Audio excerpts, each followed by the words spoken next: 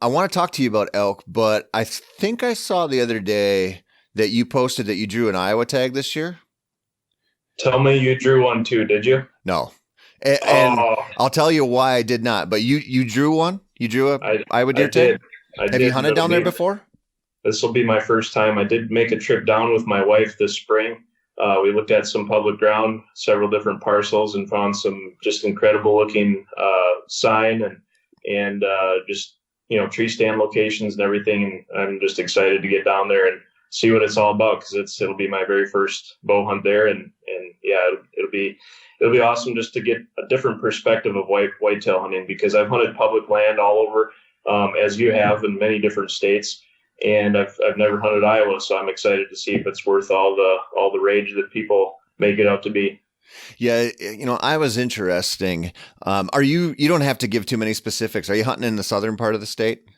I am. Yeah. I had put in for a few different preference points, and in the process of doing that, I hadn't really had a lot of time to pick out an exact area. Hmm. So once I got the 3 points after last year, I decided to get kind of serious and start looking at maps, and kind of knew that I could possibly draw this year.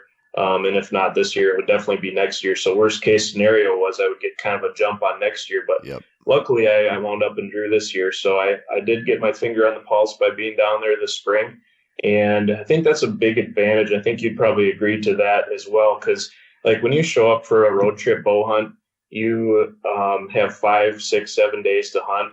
And that includes scouting. So you've got to put all the pieces of the puzzle together in that short window. And sometimes it pays off, like it did a few years ago when I took my biggest buck down in Oklahoma. And sometimes you walk away scratching your head like, well, that was a terrible hunt. But I think the big thing is you learn something from every experience, whether you're successful or not. And that kind of draws me back and keeps me going after whitetails on public land. Well, for sure. And I've hunted I've hunted Oklahoma a couple times too. And one of the reasons, we look at Iowa, it's supposed to be the promised land. I've hunted down there twice on private land, had amazing hunts. Yeah. But, my next time will be on public. I'm doing the same thing as you. I've been scouting public. I've actually taken 2 different turkey hunting trips down there to roam different zones. And the one I went to this year is where I'll draw for deer next year. But you look at the cost and you go, well, I was tags, no joke. It's expensive, but it Yeah. is Iowa. And for, a guy who lives where you do or where I live, I can drive 12, 14 hours to get to Oklahoma. I'm not going down there to scout. Iowa, Right. the unit that I am going to end on now, it's like 3.5, 4 hours from my house. So I can do the same thing. I can go scout it. And that, when you're looking at making the most of a tag like that, that's so important. And you talked about Idaho. You're not probably taking too many scouting trips to Idaho if you live in Wisconsin. And Right. that boots on the ground, no pressure, you're not hunting, but you're going scouting. Those trips are crazy important. Yeah.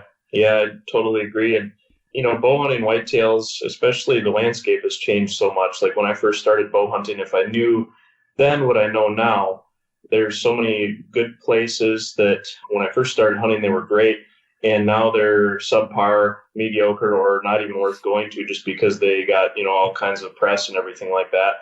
And so with that being said, we need to give ourselves every advantage possible. And bow hunting, no matter what kind of bow hunting you're doing, it's tough no matter what. Even if you have a buck walk out 20 yards, it's not over until you put that arrow through him. I mean, stuff happens.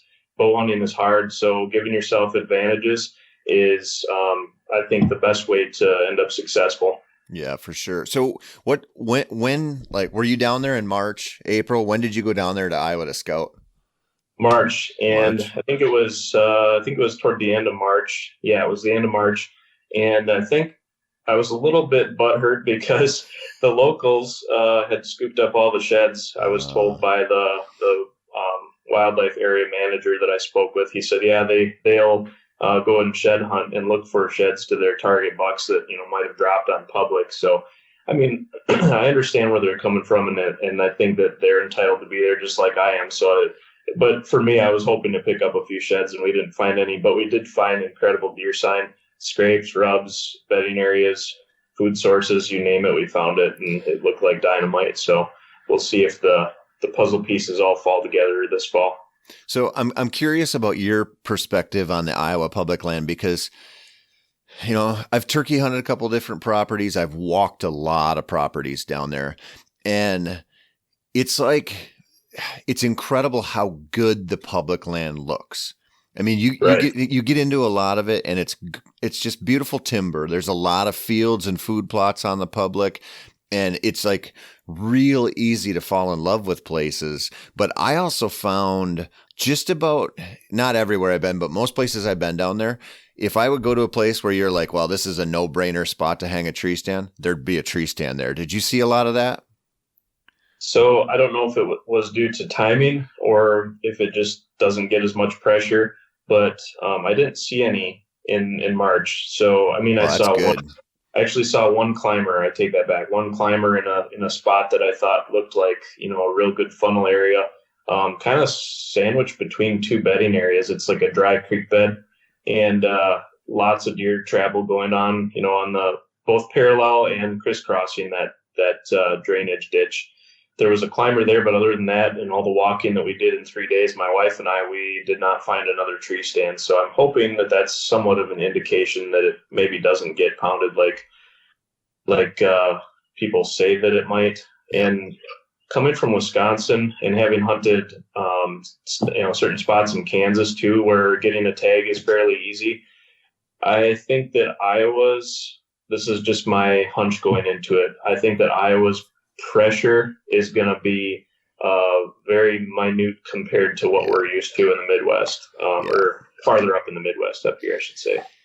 I think so too. And I mean, I think that's, sort of the price you pay for, I mean, you pay that higher license tag, you wait 3 years, or the license price, you wait 3 years, 4 years, whatever it is now.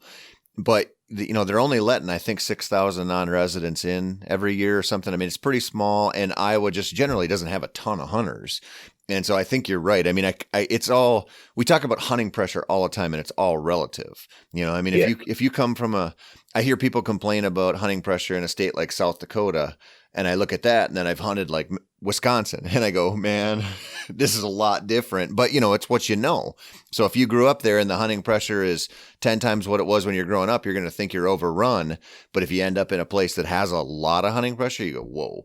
I mean, I don't think obviously I haven't hunted every state, but I've sat in a tree stand in Wisconsin on opening morning of gun season, and I am just like, I can't even fathom. I mean, not that long ago, after a couple bad winters, it was bucks only in a lot of places, or it was real hard to get an antlerless tag.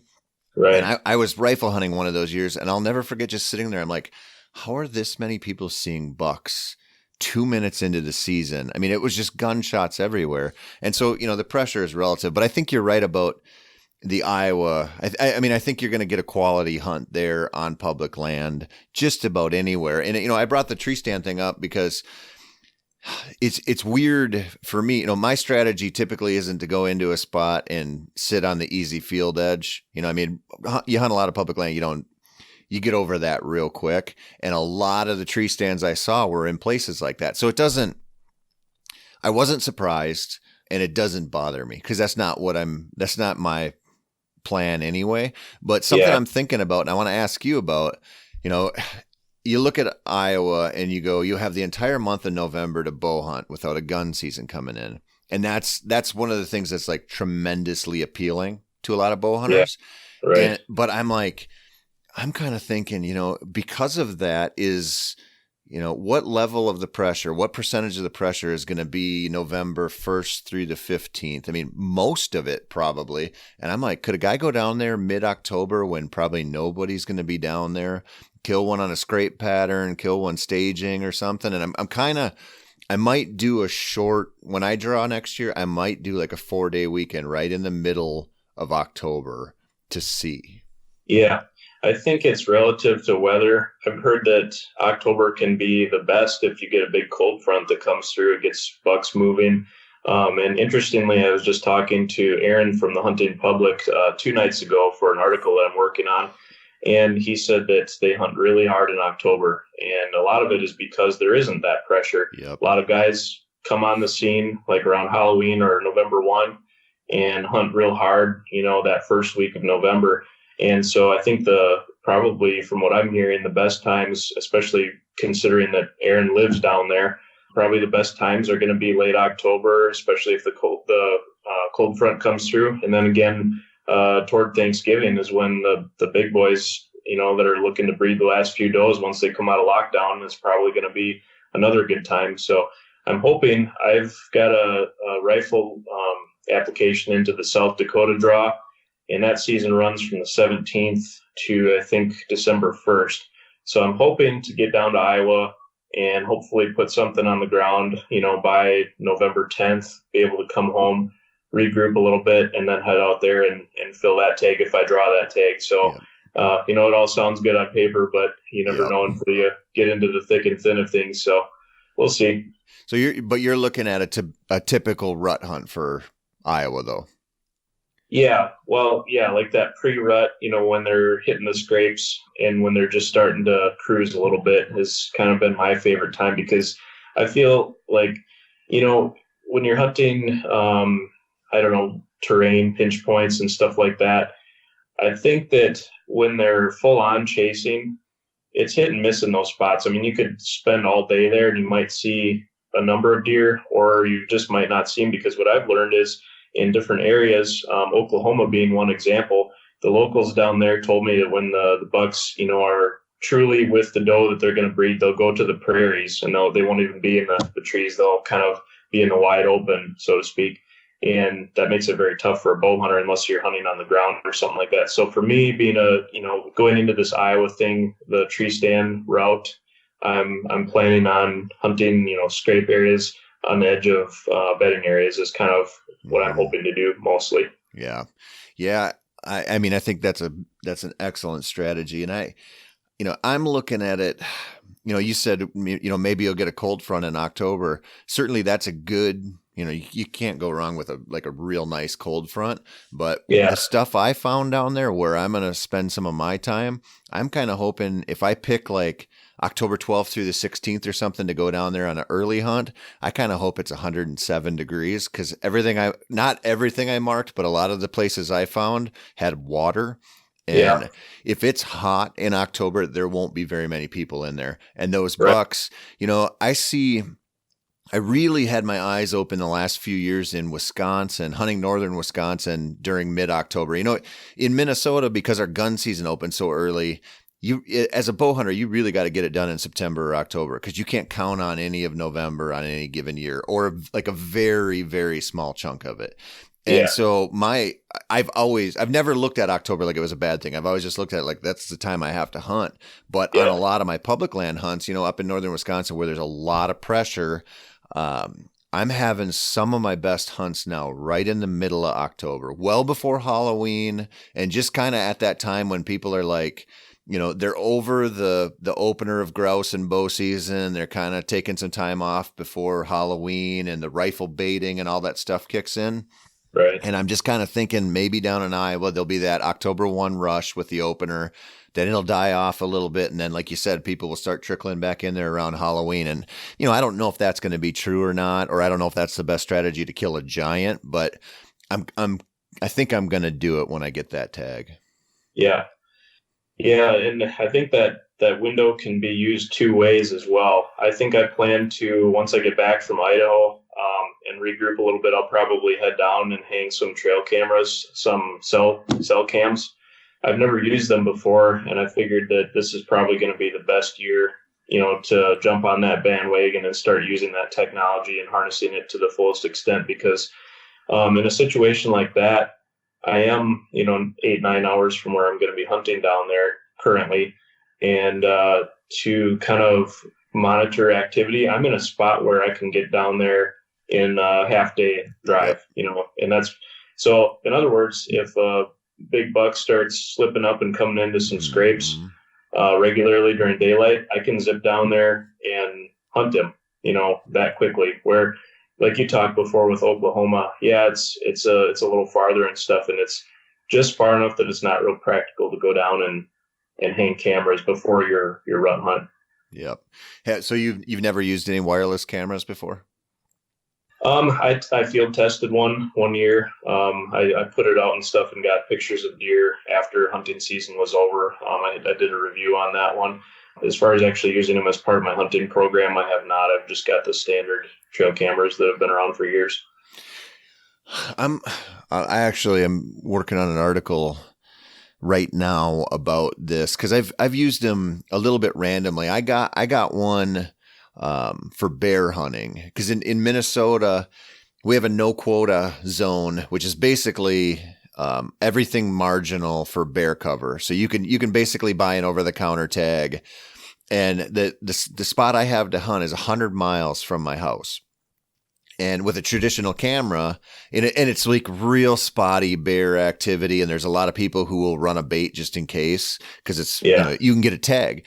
And so I was making the trip up there like 2 or 3 days a week, and I'm like round trip this is 200 miles, and I don't know if a bear's hitting my bait, and there'd be 2 weeks at a time where there wouldn't be a bear there at all. I'm like, this is so inefficient, and so I tried a wireless camera and it made it, way easier to monitor, right? yeah, But at the same time, I'd see a bear come in, whatever, and I'd be like, okay, he's going to get on a pattern, and then he wouldn't show up for 2 days, and then another bear would show up or something, and I actually didn't hunt as much as I probably would have if I didn't know that, because I'm like, well, nothing's on a consistent pattern, and it was super cool to see the notification pop up that you had a picture at an hour before dark.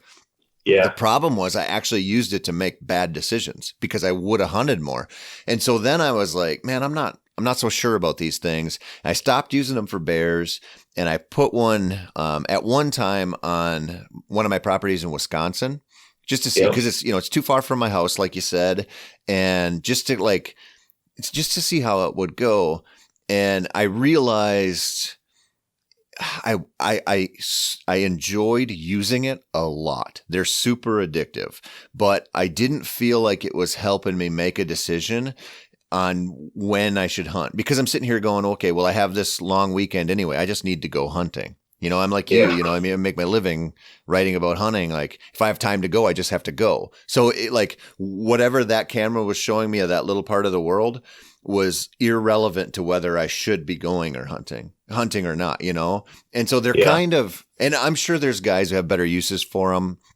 I kind of am to the point now where I just like them in certain situations because it's fun. Like I just yeah, like I have one out now just to try to get some velvet bucks.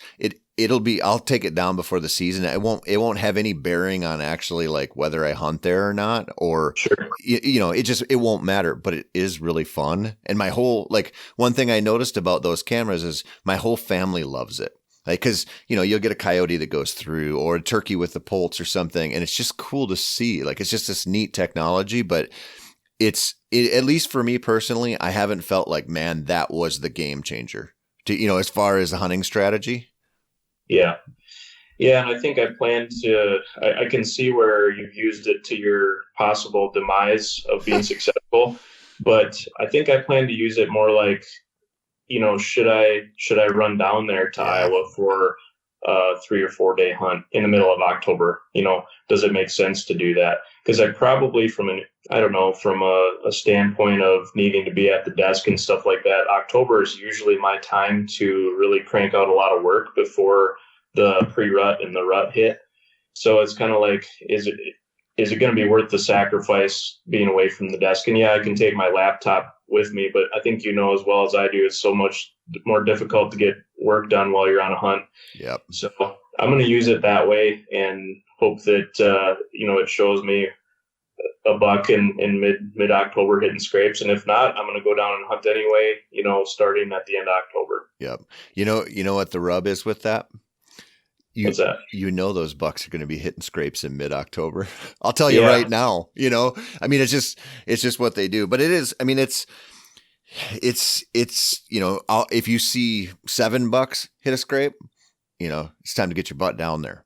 Like yeah, you just know. And so, I mean, you mentioned Aaron from the hunting public. I had a long discussion with Zach the other day, Zach Fehrenbaugh, and we kind of got onto the topic of trail cameras.